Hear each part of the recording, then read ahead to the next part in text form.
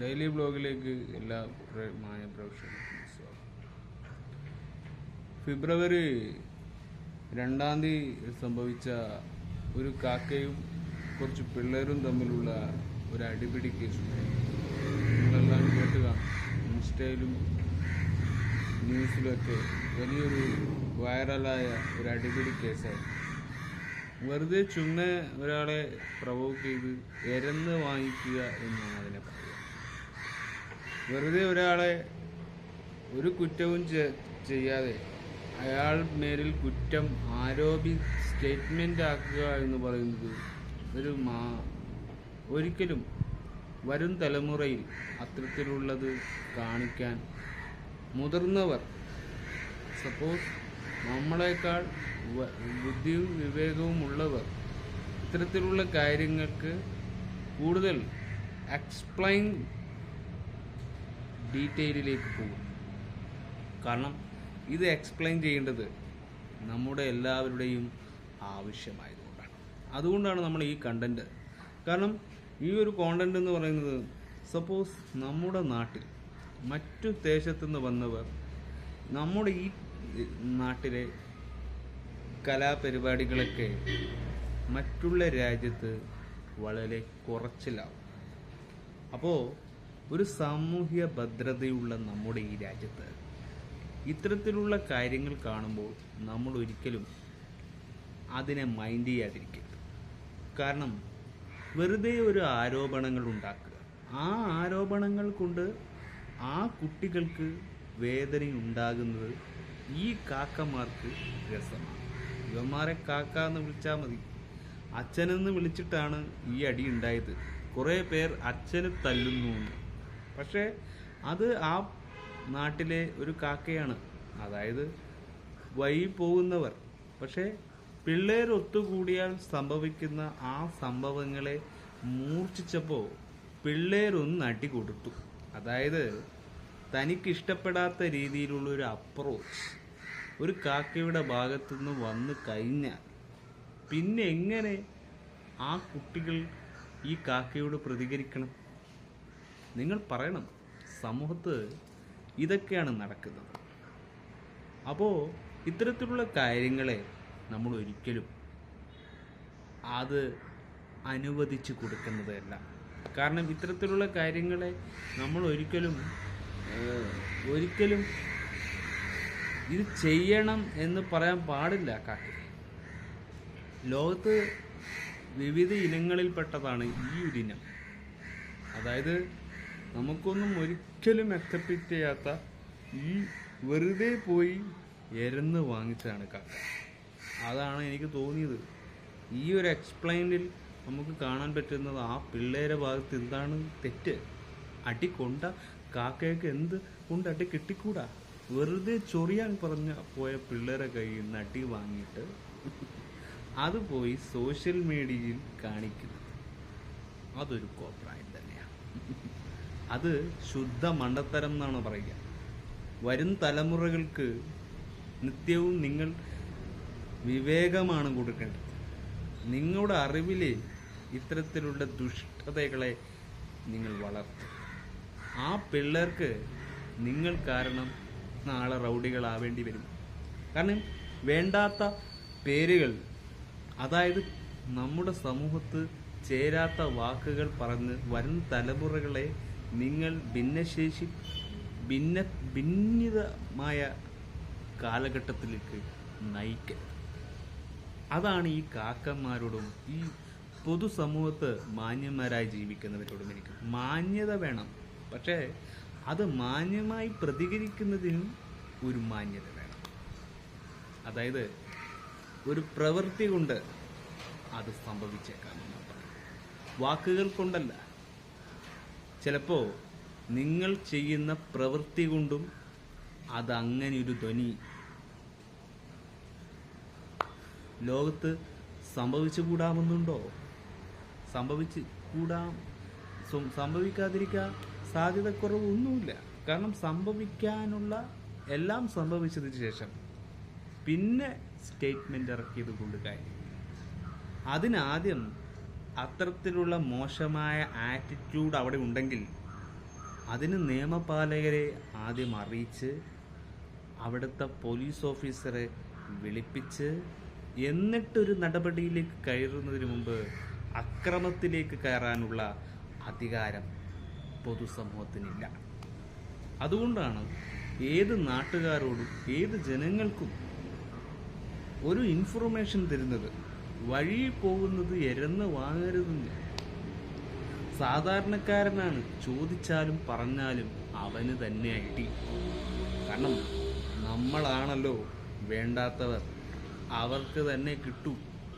അതുകൊണ്ടാണ് പറയുന്നത് ഇത്തരത്തിലുള്ള കൊലുമാലകൾ ജനങ്ങൾ പ്രതികരിക്കണം. പക്ഷേ അവിടെ ആ കുട്ടികൾ കള്ള് കുടിയോ ചീട്ടുകളിയോ ഇങ്ങനെയുള്ള ദുഷ്പ്രവർത്തികൾ അവിടെ ഒരു കുട്ടികൾ ചെയ്തിട്ടില്ലെങ്കിൽ പിന്നെ എന്തിന് കാക്കേ നിങ്ങൾ ആ വേണ്ടാത്ത തല്ല് വാങ്ങാൻ നിങ്ങൾ എരന്ന് പോകുന്നു? അപ്പോൾ എല്ലാം അന്വേഷിച്ചിട്ട് വേണം പ്രതികരിക്കാൻ. അല്ലെങ്കിൽ വഴി പോകുന്നതെല്ലാം നിങ്ങൾ തന്നെ എരന്ന് വാങ്ങും. അവിടുത്തെ ജനങ്ങൾ അവിടെ നന്നാക്കാൻ ഇറങ്ങിയതാണെന്ന് പറഞ്ഞിട്ടൊന്നും കാര്യമില്ല. പൊതുസമൂഹത്ത് കുട്ടികളെന്ന് പറയുന്നത് പഴയ കാലഘട്ടമൊന്നുമല്ല. എങ്ങനെയാണ് പ്രതികരിക്കുക എന്ന് നിങ്ങൾക്ക് പറയാൻ കഴിയുമോ? അച്ഛനെ തല്ലി, ഏട്ടനെ തല്ലി, അപ്പാപ്പനെ തല്ലി, ഇങ്ങനെയൊരു പേരിന് നിങ്ങൾ എന്തിന് നിന്നു കൊടുക്കും? വളരുംതോറും നിങ്ങളുടെ ബുദ്ധിക്ക് പണ്ടത്തേക്കാളും വിവരം ഇല്ലായ്മയാണോ പോകുന്നത്? കുട്ടികൾക്ക് പഠിപ്പിച്ചു കൊടുക്കേണ്ടതല്ല നിങ്ങൾ പഠിപ്പിക്കുന്നത്. അതിനേക്കാട്ടും വെറും വൃത്തികെട്ട ശൈലികൾ നിങ്ങളുടെ മാനസിക അവസ്ഥ അവിടെ നിങ്ങൾക്ക് എന്തെങ്കിലും ഉണ്ടെങ്കിൽ അത് കുട്ടികളുടെ നേരെ നിങ്ങൾ കൈവെക്കാൻ പോകരുതായി. അപ്പോൾ അവരും പ്രതികരിച്ചു നിൽക്കും.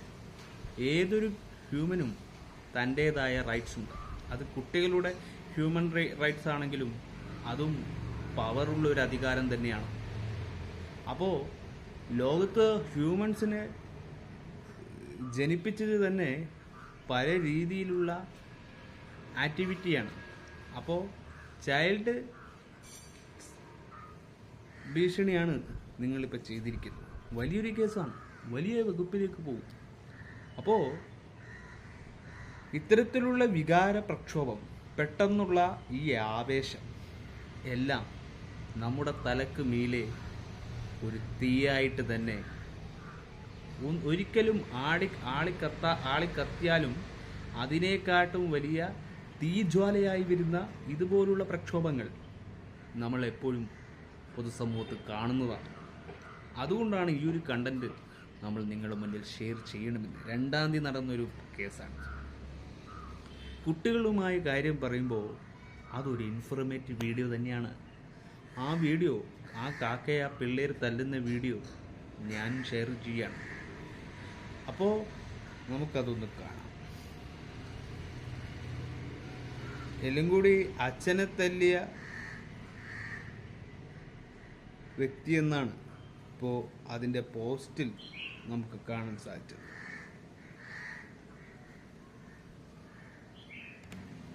കൊച്ചു കേരളത്തിൽ എന്തൊക്കെയാണ് സംഭവിക്കുന്നത്? സ്വന്തം അപ്പനെ വരെ തല്ലുന്ന മക്കൾ. ഇങ്ങനെയാണ് ഇപ്പോഴത്തെ കാലഘട്ടത്തിൻ്റെ ഒരു നീക്കുപോക്ക്. ഇതൊക്കെ വളർത്തി വഷളാക്കി വെക്കുകയാണ്. ഇതൊന്നും ഒരു കാലത്തും അംഗീകരിച്ചു കൊടുക്കാൻ പറ്റുന്നതല്ല. അത് മനസ്സിലാക്കാൻ കഴിയാതെ ചിലർ എന്തൊക്കെയോ പ്രവർത്തിക്കുകയാണ്. ആ പ്രവർത്തനം സ്വയം കുഴിയിലേക്ക് എടുത്ത് ചാടുകയാണെന്നത് ഈ പാവപ്പെട്ടവർ മനസ്സിലാക്കാത്തത്. അപ്പോൾ അവർ ആ കാക്കക്ക് നന്നായി കിട്ടിയെന്ന് തോന്നുന്നു. ആ പിള്ളേരെയും കാക്ക നന്നായി ഉപദ്രവിച്ചു. വീഡിയോ എടുത്തതിനാണ് കാക്ക അടി കൊടുത്തതെന്ന് തോന്നുന്നു. അതിൽ നിന്നൊരു വോയിസ് ക്ലിപ്പുകളും ഈ പിള്ളേർ പറയുന്ന കാര്യങ്ങളും നമ്മൾ ഈ വീഡിയോയിൽ ഷെയർ ചെയ്യും. അപ്പോൾ നമുക്ക് ആ പിള്ളേര് കാക്കയും തമ്മിലുള്ള ആ അടി നമുക്ക് എന്താണെന്ന് നോക്കാം.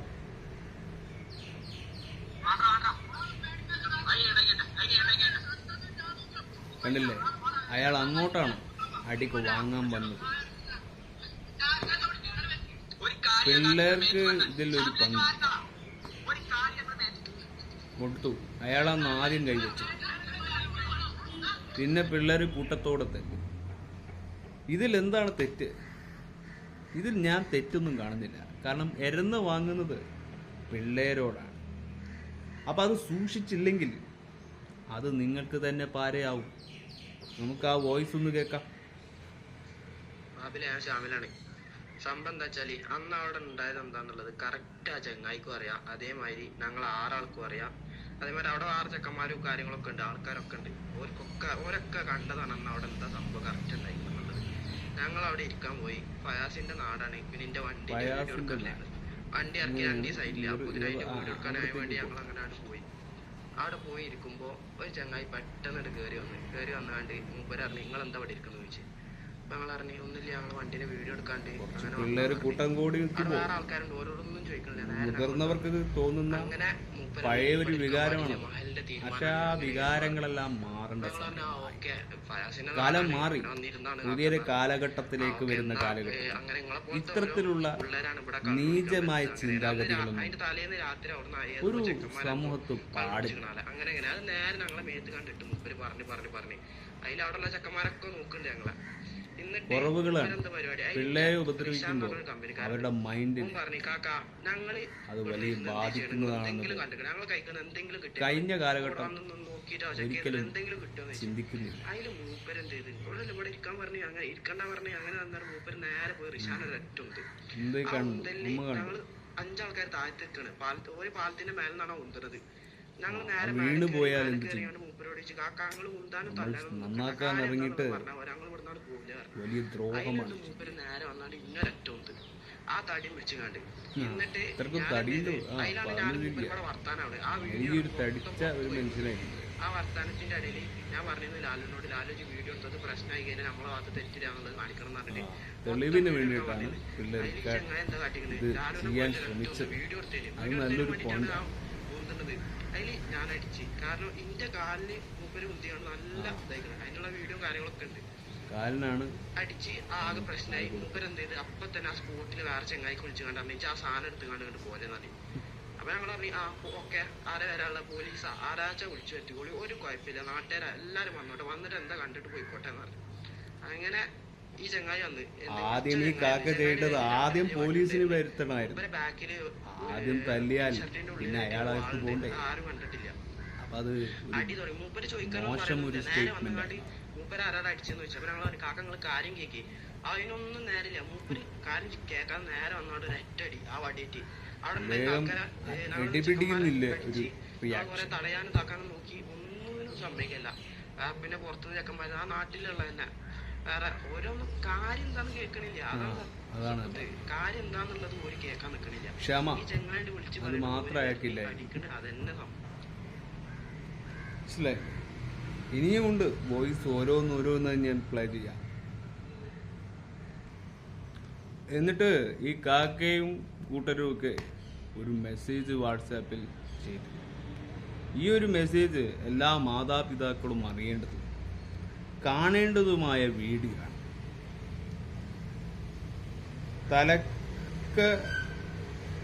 തലക്കാടതൂർ പുഴയുടെ അടുത്ത് തോടയിൽ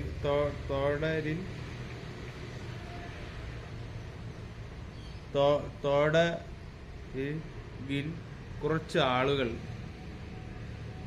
ലഹരി ഉപയോഗിക്കുന്നത് ശ്രദ്ധയിൽപ്പെട്ട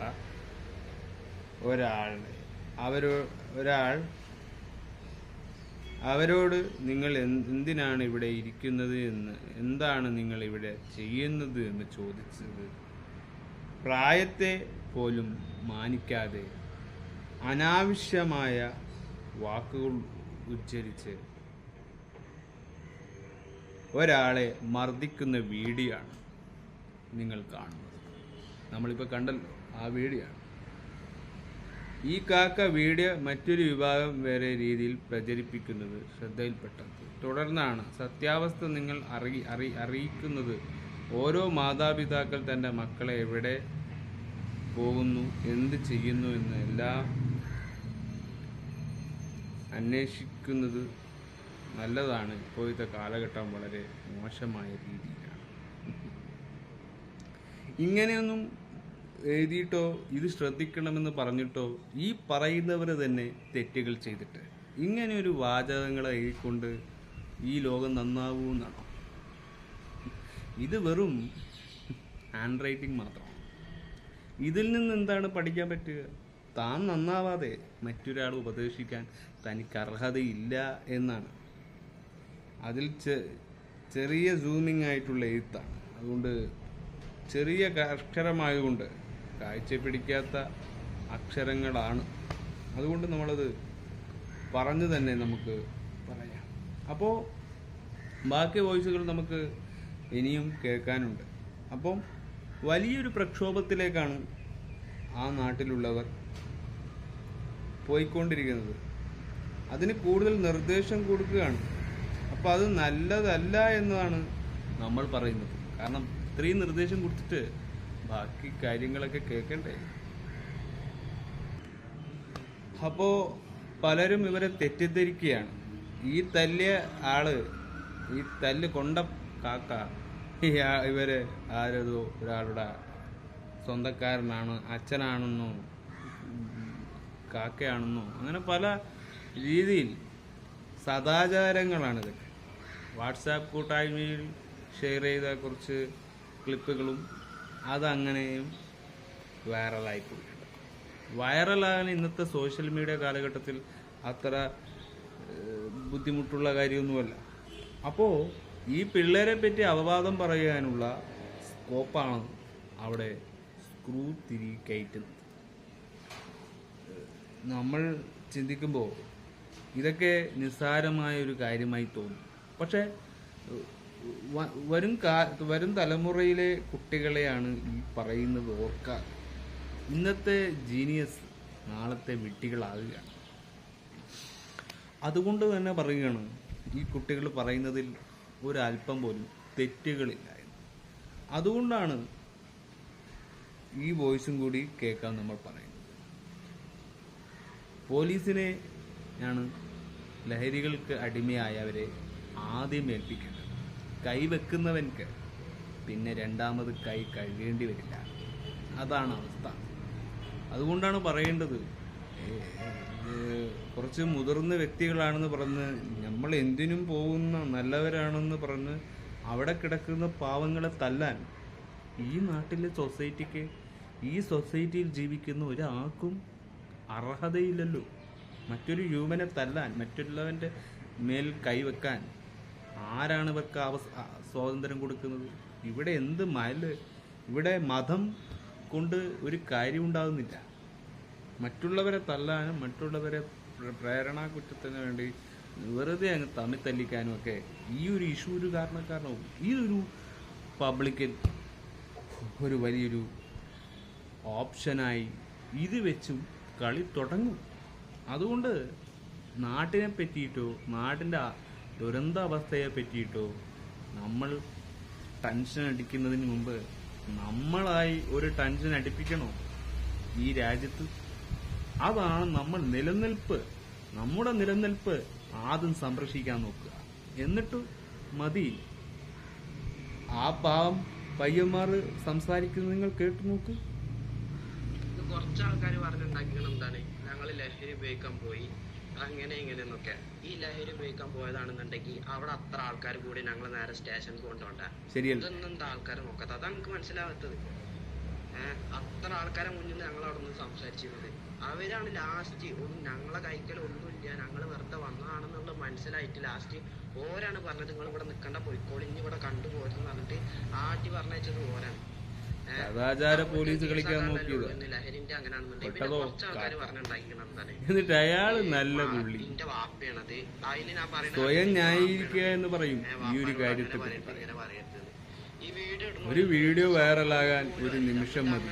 പക്ഷേ പൊതുസമൂഹത്ത് ആ മാന്യത നിലനിർത്താൻ ഇങ്ങനെ ആവാനുള്ള ഒരൊറ്റ കാരണം കുറച്ച് പാടുപെടേണ്ടി വരും. ആ വീഡിയോ പോയി, ആ വീഡിയോ എത്ര സെക്കൻഡ് വീഡിയോ അല്ലേ, ആ വീഡിയോ പോയിട്ട് ആ വീഡിയോ പോടുത്തോടക്കാൻ തന്നെ തലക്കെടുത്തൂർ അങ്ങാടിയിൽ ഏകദേശം ഇതായി ചെക്കന്മാരുടെ ഇടയിലൊക്കെ വർത്താനായി. എന്ത് സൊസൈറ്റിയിൽ അത് മൊത്തം അറിഞ്ഞു കഴിഞ്ഞു. അടി കുടുങ്ങി എന്നുള്ളതായി. മൂപ്പര് എന്നിട്ട് എന്താ കാട്ടികളെന്ന് വെച്ചാൽ മൂപ്പര് ചെയ്താണ് ആര് ചെയ്തെന്ന് അറിയില്ല. തലക്കത്തൂര് മഹലിന്റെ ഗ്രൂപ്പ് ഉണ്ട്. ആ ഗ്രൂപ്പിൽ അവിടെ നിന്നാണ് ഇത് സംഭവിച്ചത്. അതിന്റെ അടിയിൽ വലിയൊരു കുറിപ്പ് ഉണ്ടാക്കി, ഒരു ബന്ധമില്ലാത്ത കുറിപ്പ്. അതാണ് ഒരു ബന്ധമില്ലാത്ത കുറിപ്പ് ഇത് ഉണ്ടാക്കിക്കാണ്ട് ആ സാധനം അങ്ങോട്ട് ഷെയർ ചെയ്ത്. അതാണ് എന്ത് എല്ലായിടത്തും പോയത്. പക്ഷേ ആ കുറിപ്പിലുള്ളതുപോലെ അയാൾ ചെയ്യണമെന്നില്ലല്ലോ. അത് ചെയ്യുന്നവർക്ക് ആ കുറിപ്പ് എഴുതിയിട്ടും വലിയ നേട്ടവും അവിടുത്തെ വലിയ ഇതിന്റെ അത് ഈമാനിന്റെ അത് അങ്ങനെ ഇങ്ങനെയൊന്നുമല്ല. സ്വന്തം കുടുംബക്കാരനെ വ്യക്തിയ ആൾക്കാർ തന്നെയാണ് നന്നാക്കാൻ ഇറങ്ങിയിരിക്കുന്നത്. പൊതുസമൂഹത്തിന് ഒരുപാട് ഇൻഫർമേഷൻ അല്ല, ഒരുപാട് നിർദ്ദേശങ്ങൾ കൊടുക്കേണ്ട ഇനിയും ബാധ്യത ഈ സമൂഹത്തിന്. തമ്മിൽ തല്ലാം, ഒരാളെ അടിപിടിയാക്കാം, പക്ഷേ അതിൽ കുട്ടികൾ ചൂഷണപ്പെടുക എന്ന് പറയുന്ന ഒരു വ്യവസ്ഥയുണ്ട്. എല്ലാത്തിനും കുട്ടികളാണ് കാരണക്കാരെന്ന് പറയുന്ന ഒരു പൊതുസമൂഹമാണ് നമ്മുടെ സൊസൈറ്റി. അല്ല എന്നത് 100% നിങ്ങൾക്ക് പറയാനാവില്ല. കാരണം 99% തെറ്റുകൾ ചൂണ്ടുന്നവനാണ് യഥാർത്ഥ തെറ്റുകാരനെന്ന് പറയാൻ ഈ രാജ്യത്ത് നിലനിൽക്കുന്ന ബുദ്ധി വിവേകം ഉള്ളവർക്ക് പറയാൻ പറ്റുന്നൊരു കുറ്റമാണ് ആണെങ്കിൽ മാത്രമേ ഒരാളെ സ്റ്റേറ്റ്മെൻറ്റോ ഇത് നോക്കി ലഹരി ഉടമയാണെന്ന് പറഞ്ഞ് വെറുതെ അങ്ങ് അടിച്ചേൽപ്പിച്ചാൽ പോരാ. അത് എന്തിൻ്റെ കേസിലായാലും ഏത് അലിഗേഷൻസ് ആയാലും സോഷ്യൽ മീഡിയയിൽ നടക്കുന്നത് അത് മൊത്തം സത്യസന്ധമാണോ എന്ന് നമ്മൾ വീണ്ടും അന്വേഷിക്കണം. തല്ലാനും കൊല്ലാനും ഒക്കെ കയറുന്നതിന് മുമ്പ് ആദ്യം അത് ഡീറ്റെയിലായി അറിഞ്ഞിരിക്കണം. സൊസൈറ്റിയിൽ അത് പാടെ നടക്കുന്നതിന് മുമ്പ് അതെന്തിനാണ് നമ്മൾ വിമർശിക്കുന്നതെന്ന് നമുക്കൊരു ബോധം വേണം.